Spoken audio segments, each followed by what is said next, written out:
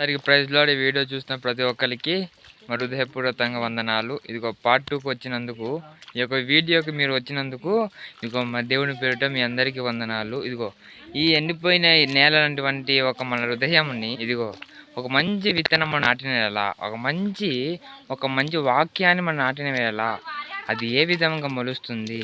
నువ్వు సిద్ధముగా ఉంటే ఖచ్చితంగా ఆయన నీ హృదయంలో, ఆయన నీ యొక్క శక్తిలో, నీ యొక్క ఆలోచనలో మంచి ఒక విత్తనం అనే వాక్యముని నాటడానికి ఆయన సిద్ధముగా ఉంటున్నాడు. కాబట్టి ఖచ్చితంగా మనము ఆయన వాక్యముని మనం ఖచ్చితంగా మన హృదయంలో స్థాపించిన అది ఎంతగా ఫలిస్తుందో కదా.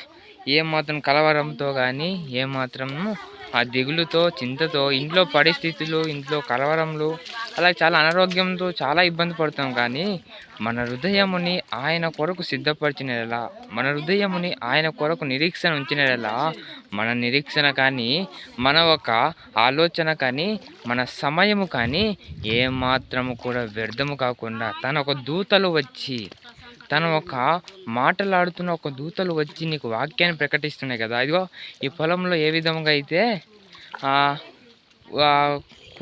కుమారులు ఎలాగైతే మొక్కను నాటుతున్నారో ఆ విధముగా దేవుని యొక్క దూతలు వచ్చి మనం కూడా ఆయన వాక్యాన్ని మన హృదయానికి వెళ్ళడానికి అవకాశం చేస్తుందంట.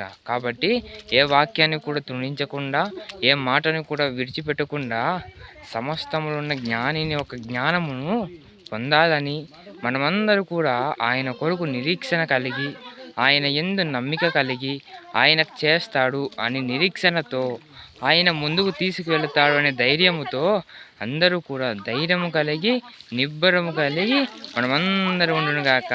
ఆమేన్. Thank you. బాయ్.